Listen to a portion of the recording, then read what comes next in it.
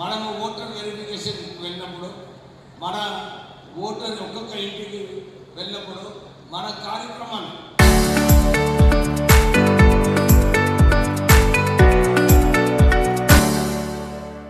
మన 6 guarantee card ఏంది, మన ఇందిరమ్మ ఇల్లు సంగతి ఏంది, ఇవన్నీ కూడా చెప్పుకోవడానికి ఒక అవకాశం ఉంది.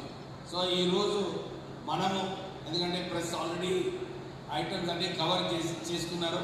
సో మీరు కొంచెము మీ కవరేజ్ అయిపోతే కొంచెం పక్కకు జరిగితే మేము చాలా ఇంటరాక్షన్ చేసుకుంటాం మా కార్యకర్తలు, బూత్ లెవెల్ ఏజెంట్స్తో. ఓటర్స్ ఉన్నారో వాళ్ళని తొలగించే అవసరం ఉంది. సో మనము మన బూత్ లెవెల్ ఏజెంట్స్ ఎవరైతే ఈరోజు అన్ని మండలాల నుంచి వచ్చినారో వీళ్ళందరికీ సరిగా అవగాహన ఉన్నదా లేదా, ఈ అవగాహనతో కల్పించి వీళ్ళందరూ, ఎందుకంటే చాలా చోట్ల మీరు చూసినారు మన ఒక న్యూస్ ఐటమ్ వచ్చింది, సుమారు 90 లక్షల ఓటర్లు తెలంగాణలో డౌట్ఫుల్ ఉన్నదని చెప్పి ఒక న్యూస్ ఐటమ్ రావడం జరిగింది. సో ఇది మన పైన ఒక పెద్ద బాధ్యత.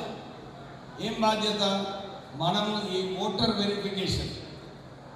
వెరిఫికేషన్ ఇంటింటికి వెళ్ళి సరిగా ఓటర్లు ఉన్నారా లేదా, వాళ్ళ పేర్లు లేకుంటే ఎట్లా మనము ఫామ్ 6 వాడుకోవాలి, ఎట్లా ఫామ్ 7 వాడుకోవాలి, ఎట్లా ఫామ్ 8 వాడుకోవాలి.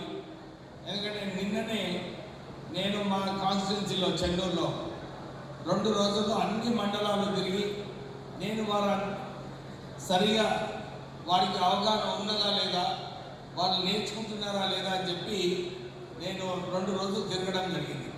సో దాంట్లో తేలింది ఏంటంటే చాలామంది ఇది చాలా సింపుల్ అనుకుంటున్నారు, దీంట్లో చాలా టెక్నికల్ ఇష్యూస్ ఉన్నాయి. ఈరోజు మనం ఎక్కువ స్పీచ్లు ఉండకుండా ఎంతమంది మన బూత్ లెవెల్ ఏజెంట్స్ ఈ అవగాహన ఉంది, ఎవరైతే అవగాహన లేదో వాళ్ళందరూ కూడా ఈ నేర్చుకునే అవసరం ఉన్నది. ఎందుకంటే ఇది నేర్చుకున్నప్పుడే ఇది ఒక మంచి ఆపర్చునిటీ అన్నమాట మన కాంగ్రెస్ కార్యకర్తలకు.